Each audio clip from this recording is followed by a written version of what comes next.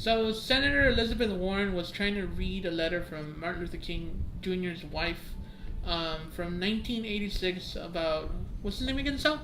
Senator Jeff Sessions? Senator Jeff Sessions and why he shouldn't be nominated as judge. And the letter is extremely powerful and still holds true today, and why he shouldn't be nominated again. I mean, nominated to this position to Attorney General.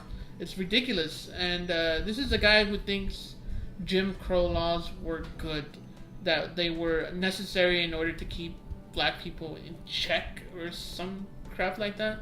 And it's unnecessary to have a man like this as Attorney General who will prosecute everybody in the United States. Under federal law. Under federal law. Right now, the last time I checked the numbers, there's 2.1 million black people in jail. And I think the majority of those are for non-violent crimes. For crimes like either possession of weed or selling weed. And it's ridiculous. And this is a guy who will probably, if somebody is selling weed in a state that actually sells weed legally, will prosecute them no matter what. So it's a dangerous road to kind of line to walk on, and to let this guy in Attorney General. It's ridiculous. I don't know if you have any thoughts on it, so. Well, as far as the fact that this is a position that can prosecute on a federal level, even in states where marijuana has been legalized, means that the idea that Republicans always push, that states have rights and states have this ability to govern themselves, that the federal government should be small and away from them, will be completely superseded by this Republican senator who is also a racist, who is also for prosecuting any marijuana-related crimes, is contrary to everything they say.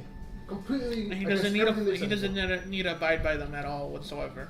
And he doesn't, because it's a federal law. Federally, marijuana still remains illegal in any form, and it will continue to remain illegal if he takes office in Attorney General. Yeah.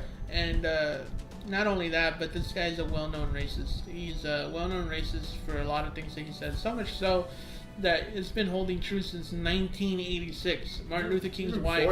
Even before that. But Coretta Scott King was very adamant about the fact that this man should not be placed in a position in which he can prosecute people of color. Yes, because he has a bias against them. He's outspoken and said that Jim Crow laws were necessary for black people to keep them in check. Jim Crow laws, what are Jim Crow laws one time, Sal? Well, Jim Crow laws were laws that were set up in order to prosecute crimes of a very small nature, petty theft and things like that would revoke your rights as a citizen, as far as voting and owning property and stuff of that nature.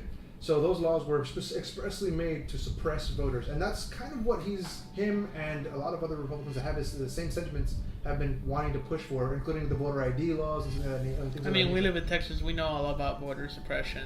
Oh yeah, especially for us in our district, we had to vote pretty much across other cities in order to get to our districts. Yeah, and it's crazy because I had to get my ID.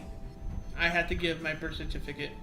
And I went in there with my birth certificate alone. They're like, nope, we can't do it with your birth certificate alone. We need your ID. And that's how bad. That's the kind of laws they want right now. Imagine when they have Attorney General of the United States able to do all the laws like that. That's ridiculous. Able to interpret law. Interpret law like that. That would be. And in case you don't think that, maybe he won't be so harsh on states that have already legalized marijuana, he has said in the past that he liked the Klan.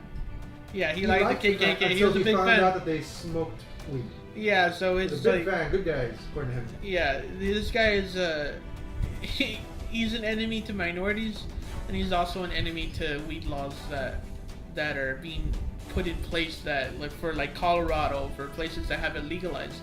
In a medical nature, especially because it's been proven that it helps with strokes and with stuff like that, and with cancer.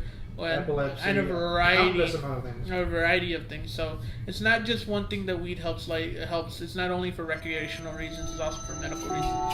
And this is one thing that we have to prevent and avoid. And hopefully that we can avoid, because if this guy takes Attorney General